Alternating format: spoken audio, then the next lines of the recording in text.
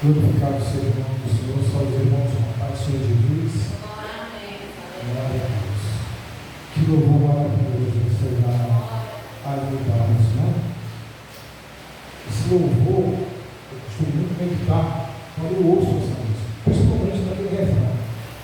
Aquele refrão ali, ele é uma oração que ela faz de quebrantamento. Como ela quer ser usada por Deus. Assim deve ser nós. Quando nós queremos ser usados por Deus, quando nós queremos que o Espírito Santo ele desça sobre cada um de nós, em primeiro lugar, nós temos que pedir para Ele nos sondar, para Ele olhar para dentro de cada um de nós, para que Ele venha nos limpar de toda mágoa, de todo ressentimento, sabe? Quebrantar o coração. Porque muitas das vezes a gente acha que o coração é aí aonde nós nos enganamos, né? Porque a Bíblia diz que enganoso é o coração. Muitas das vezes achamos que estamos prontos para algo que venha a engrandecer o reino de Deus. E muitas das vezes não estamos.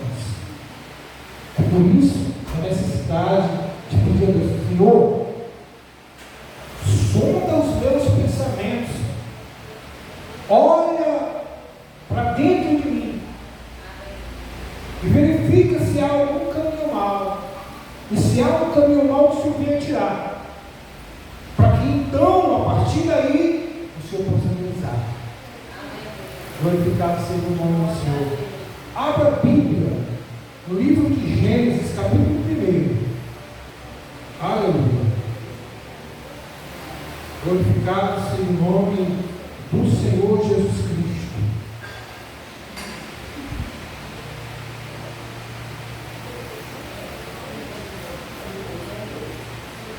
Nós vamos ler apenas um versículo. Um versículozinho, que é o versículo 1.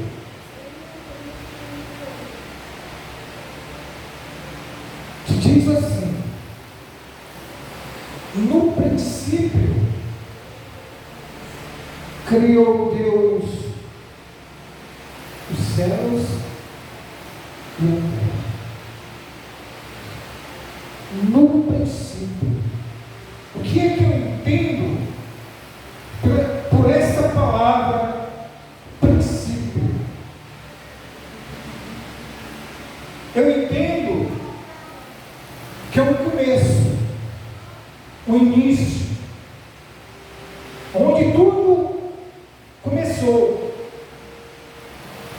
onde tudo deu-se início de toda essa maravilha ao qual Deus promoveu. Eu me lembro de quando eu conheci a Paula. Eu vinha de um relacionamento conturbado e na minha mente eu achei que não ia mais ter um início, que as coisas iriam estar nebulosas na minha vida sentimental. Imagina aí, quando o irmão conheceu a irmã, né? O início do namoro, como a irmã Demétria conheceu o irmão. O início do namoro, veio o noivado, o casamento. Então, o início nos dá uma ideia de otimista, né? De um recomeço, de um novo amanhecer. Nos dá uma ideia de que tudo vai ser diferente. Porque que houve no passado, os erros do passado, Deus me proporcionou um princípio, um início, para que eu começasse tudo de novo. E quando a gente começa tudo de novo, a gente tem cuidado de não cometer os erros do passado. Porque se eu cometo os erros do passado, a minha vida não tem mudado. Porque aí eu tenho consciência de que o erro não está nos meus relacionamentos ainda. O erro está em mim. Porque se eu não me ajustar de acordo com o que o Senhor me proporcionou, esse princípio, esse início, esse recomeço, a minha vida vai continuar sendo a mesma. Louvado seja o nome do Senhor.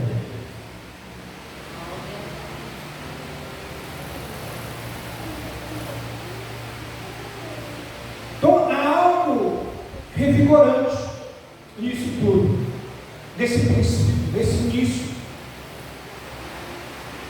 E existe um tom otimista nessas palavras, que para mim, para os irmãos, significa um novo amanhecer, um novo dia.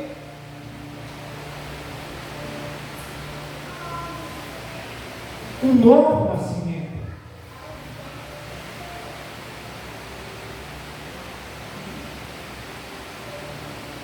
Eu me lembro no dia que a Isabela nasceu. A irmã Ciene vê que a bênçãozinha nasceu, assim como a bênçãozinha ali nasceu. Mas eu não lembramos desse dia. E é uma coisa maravilhosa, porque Deus nos proporcionou. Deus nos deu essa oportunidade de vermos um novo amanhecer na nossa vida. Apesar de todos os problemas, todas as dificuldades que existiam no passado.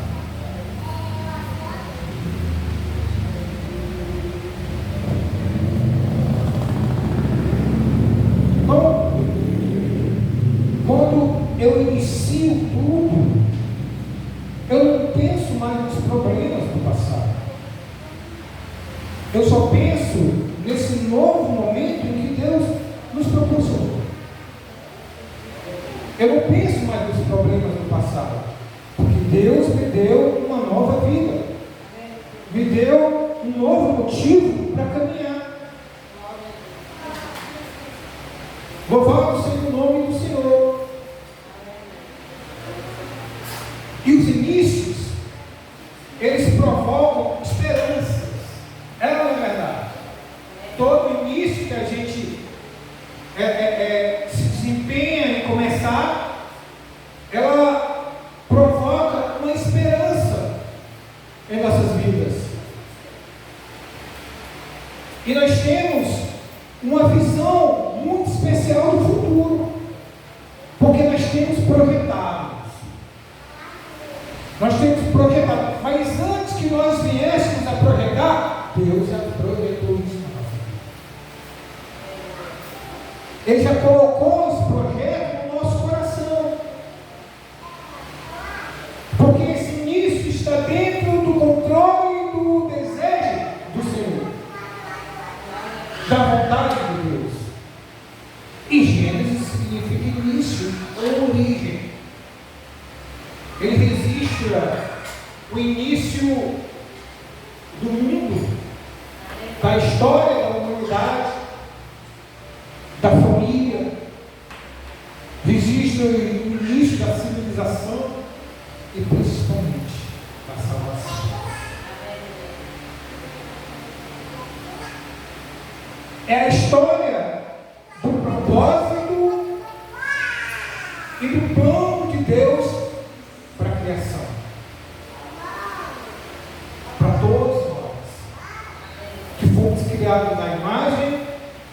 semelhança do Senhor.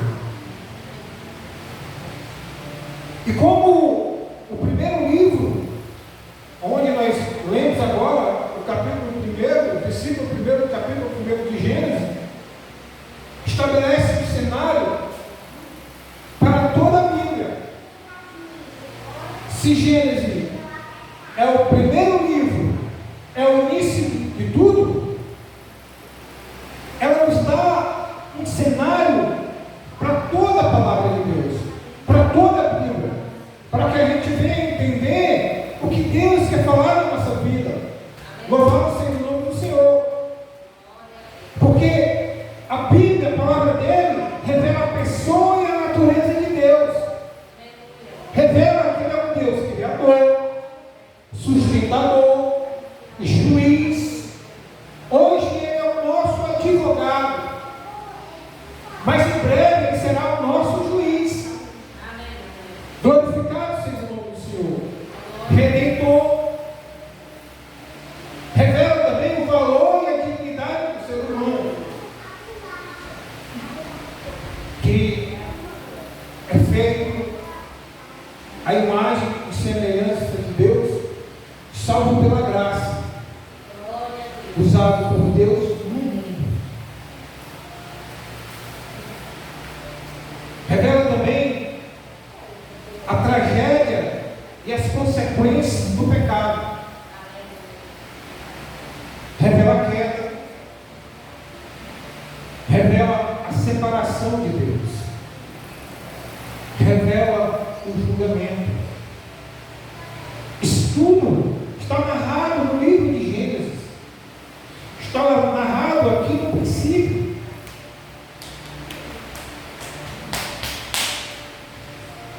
E a promessa e segurança da salvação também revela aos nossos corações.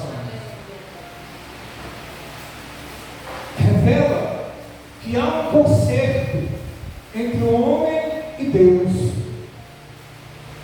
Revela que por mais que nós tenhamos ou erramos, se nós confessarmos o nosso erro, Deus nos perdoa. Então, Gênesis, o início, o princípio, dá uma revelação do perdão de Deus para cada um de nós. E que maravilha que Ele também nos revela a promessa do Messias, ao qual Ele veio, ao qual Ele se sacrificou por mim e por você. E que, graças a Deus, hoje nós estamos aqui porque houve esse sacrifício. Porque se não houvesse o sacrifício, esse mundo não existiria mais. Mas como Deus tem um propósito para a humanidade, de propósito esse de salvação, por isso que Ele mandou o seu Filho, por mim e por você. Aleluia. Glorificado seja o nome do Senhor.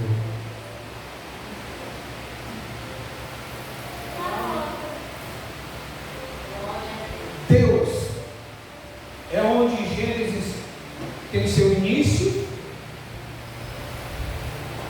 e de repente, como nós vemos aqui na narrativa da criação, nós vemos o mundo em uma majestosa demonstração de poder e propósito, culminando com o homem e a mulher que foram feitas por Deus.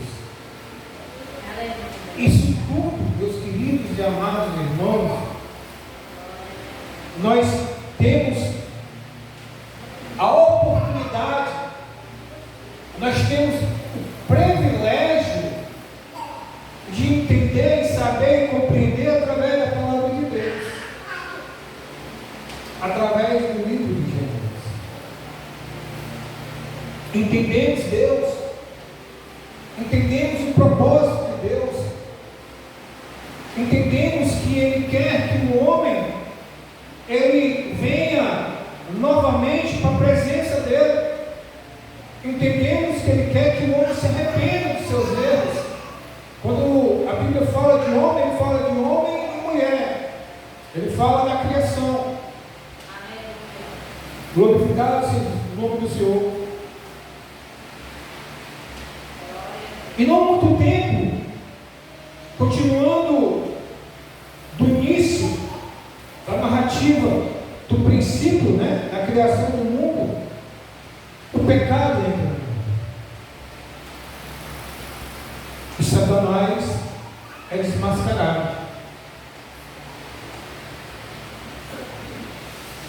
Claro, nós tínhamos um casal inocente, um casal com a sua pureza espiritual, que Deus o criou,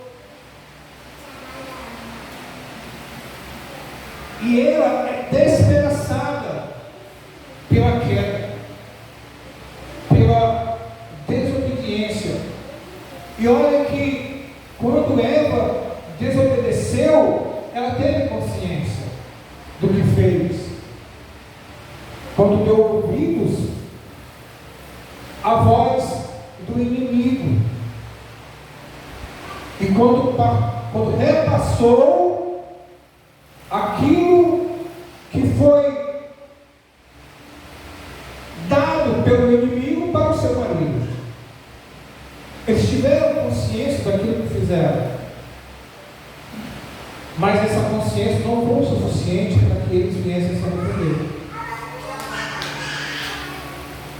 É por isso que essa queda, essa comunhão com Deus é quebrada.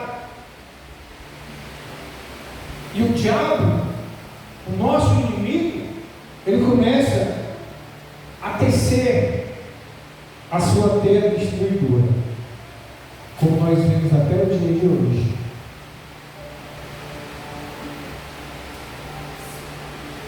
Em rápida sucessão, como se você for ler o livro de Gênesis, a história da criação do mundo, nós vemos Adão e Eva serem expulsos desse esplêndido e maravilhoso jardim ao qual, quando nós formos arrebatados, formos morar com Deus, nós estaremos também nesse jardim.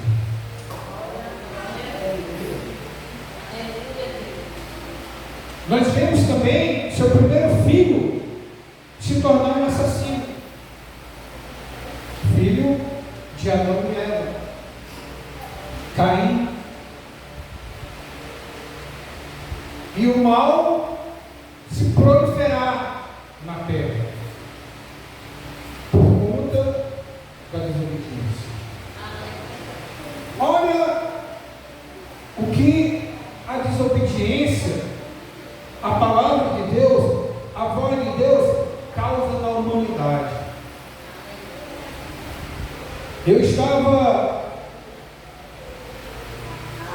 falando hoje com os irmãos ali da sede do Templo Central, que quando nós morávamos lá em Fortaleza,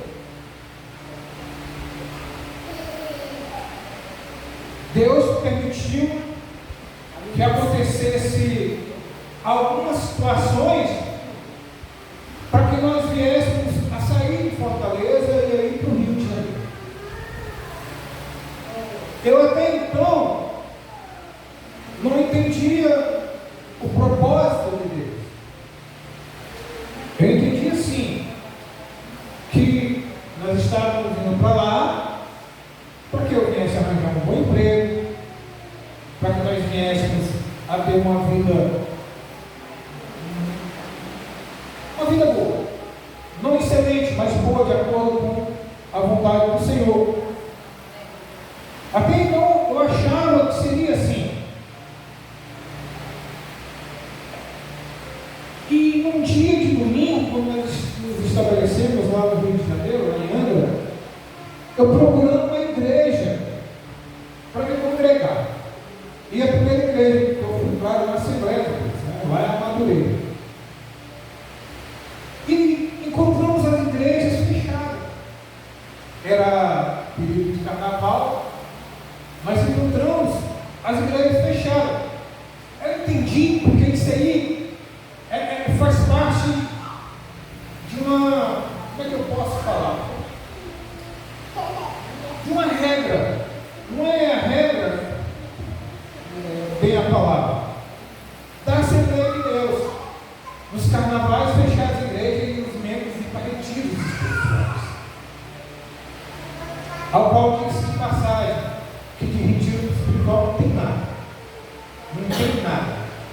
Porque se você for lá nesse retiro, nós não vamos julgar todos, é claro. Tem uns que estão ali realmente para glorificar, adorar, buscar a Deus, mas tem uns jovenzinhos que pegam, saem do meio e vão ali namorar na beirazinha do rio. É dessa forma. Então, eu encontrei a Assembleia de Deus fechada, mas eu encontrei a Igreja Universal aberta. Poxa, eu vou ficar aqui. Até então eu não compreendi o propósito de Deus. Vou ficar aqui. Quando eu comecei a assistir os cultos, um pastor me chamou a Paula,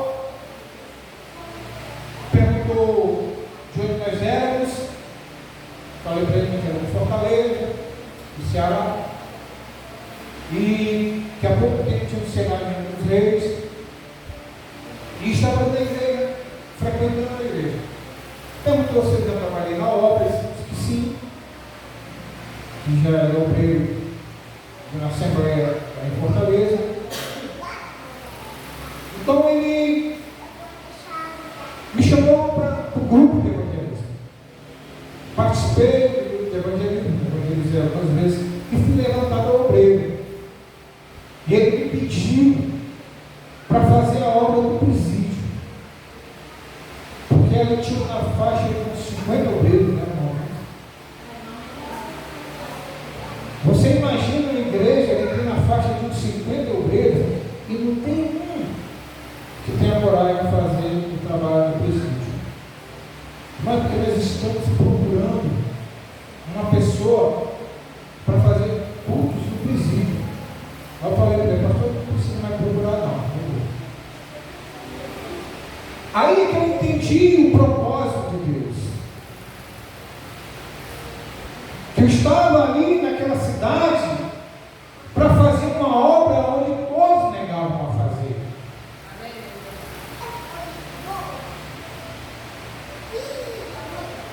E Deus foi conosco. Deus foi nos abençoando. Olha, quando a gente se agrega, quando a gente se entrega à obra de Deus, à palavra de Deus,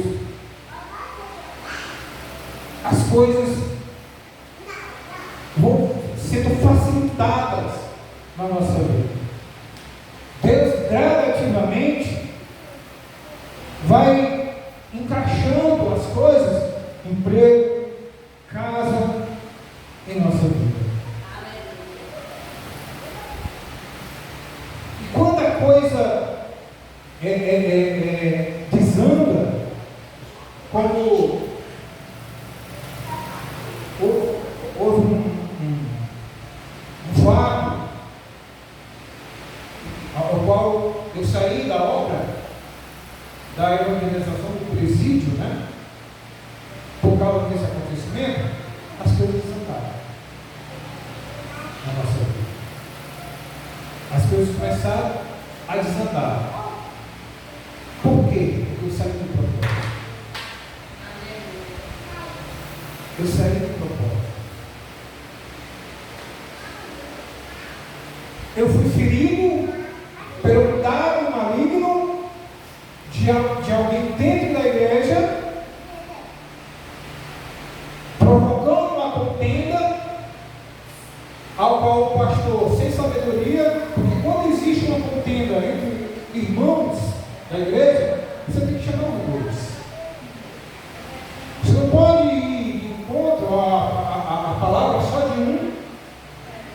ajudá-lo. Você tem que juntar os dois e ter sabedoria, discernimento de quem está sendo usado pelo diabo.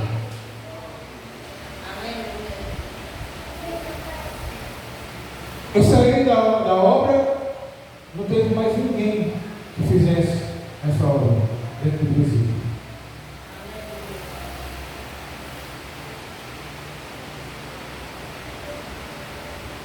Foi no início da minha vida ali,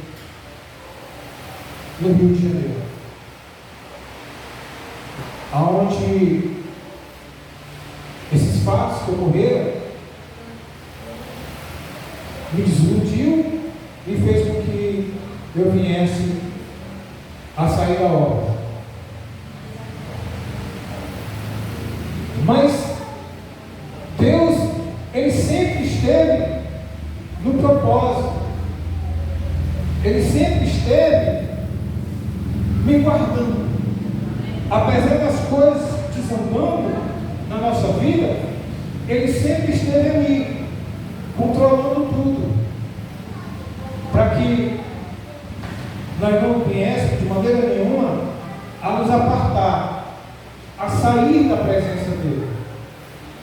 Porque tinha vezes lá, quando nós saímos da Universal e fomos para a Madureira, tinha vezes, e olha que a gente morava vizinho, parede com parede da igreja. Tinha vezes que eu não queria mais nem ir para a igreja. Queria ficar deitado no sofá. E a Isabela ficava olhando, tá? Você não vai para a igreja. O tamanho da carinha.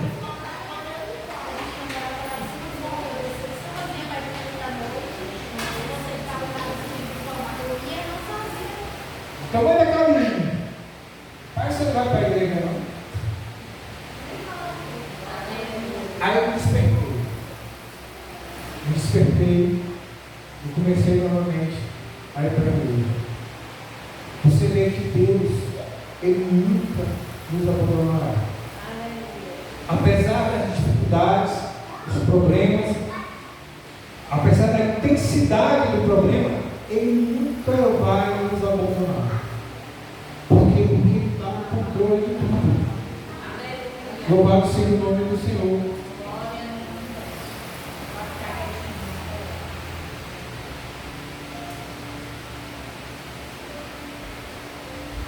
Então, a salvação, que é fruto desse início, desse princípio, ao qual Deus deu essa oportunidade para mim e para os irmãos,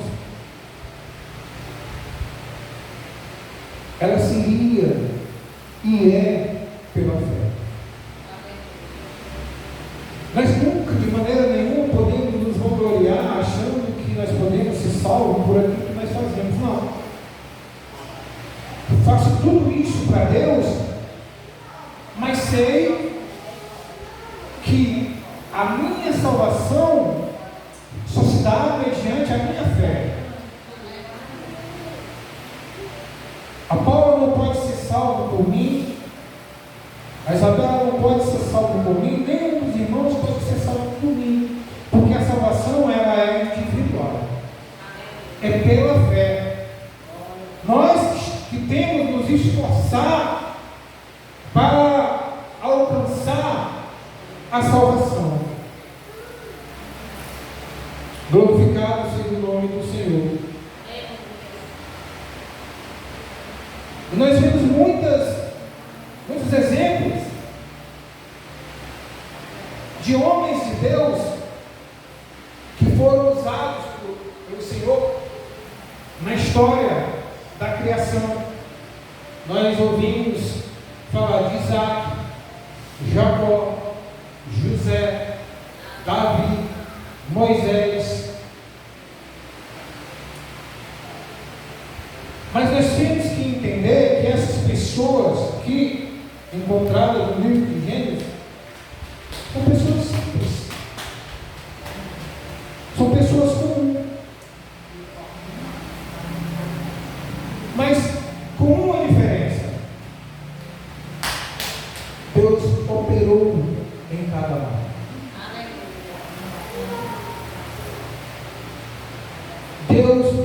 usou cada um.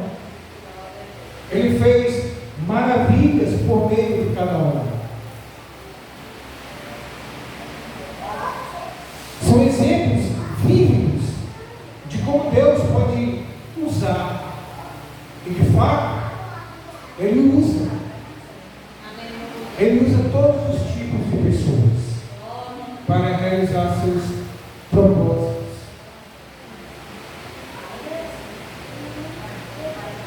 Ele usa mesmo pessoas como eu e como você. Pessoas falhas, pecadoras, mas Ele quer nos usar nos presentes dias.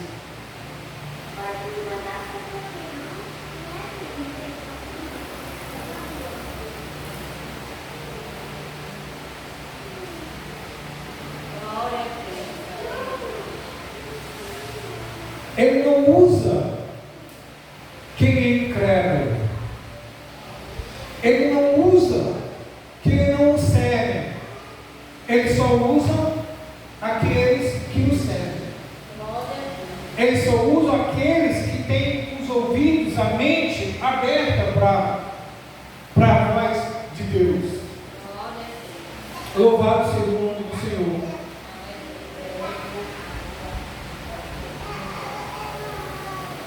Então não importa o quão escura é a nossa situação, não importa. Deus, Ele tem um plano para cada um de nós. Não importa o quanto a gente se acha ou as pessoas nos acham insignificantes, não importa. Deus, Ele nos ama.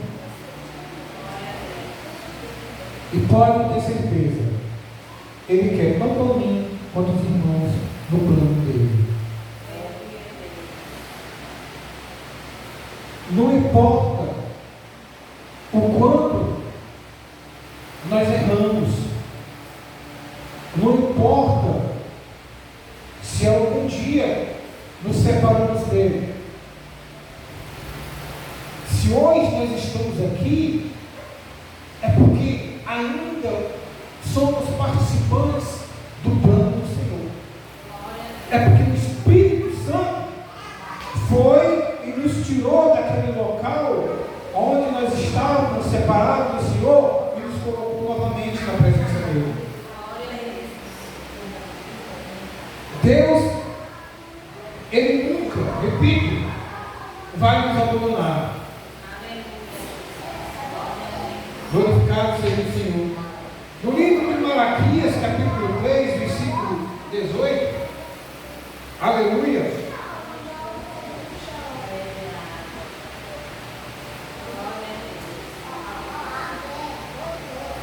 Malaquias, capítulo 3, versículo 18. Olha que maravilha. Porque Deus, Ele sempre vai se preocupar conosco. E porque Ele tem se preocupado conosco, Ele sempre vai fazer isso aqui, ó. Versículo 18, do capítulo 3. Então vereis outra vez a diferença entre o justo e o ímpio, entre o que serve a Deus e o que não serve. Então o próprio Deus, Ele estabelece a diferença. O povo de Deus é diferente das pessoas do mundo, das pessoas que não o servem.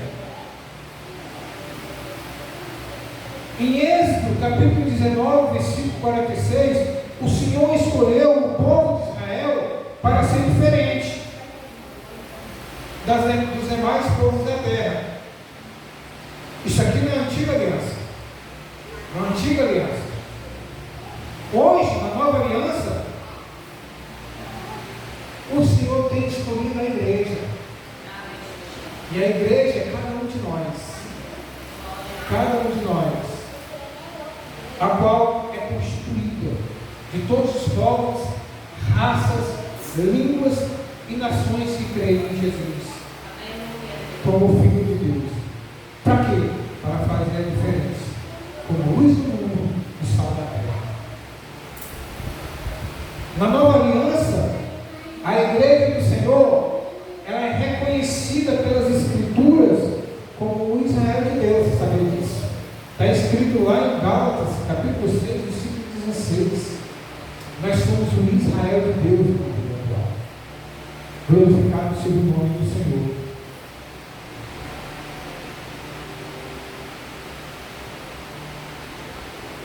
Outrora, a salvação era somente para os judeus.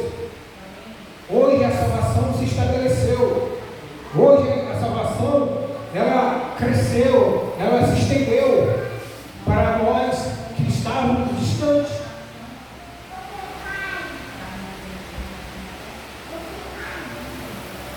No livro de Filipenses, capítulo 2, versículo 15, nós como igrejas fomos chamados para fazermos a diferença em meio a essa geração perversa e corrompida em que vivemos, onde devemos responder como os astros do mundo. Se o Espírito Santo ele está dentro de mim e de você, se ele faz morada dentro de nós temos que resplandecer pelo mundo. O mundo ele tem que nos ver, ele tem que ver o semblante, o nosso semblante, como se a luz do Espírito Santo refletisse no nosso rosto, para que eles venham compreender que nós verdadeiramente servimos a Cristo. Louvado seja o nome do Senhor. Você vê que Enoque, ele fez a diferença em sua geração, porque ele andava com Deus. Quem sabe a história de Enoque, que foi arrebatado, né? Enoque simboliza a igreja, porque ele andava com Deus e seria arrebatado ao encontro do Senhor. Então, assim como Enoque foi arrebatado pelo Senhor e não viu corrupção, nós, igreja, somos semelhantes a Enoque, porque seremos arrebatados para ir ao encontro do Senhor. Que Deus abençoe a todos em nome do Senhor Jesus. Glória a Deus. Aleluia.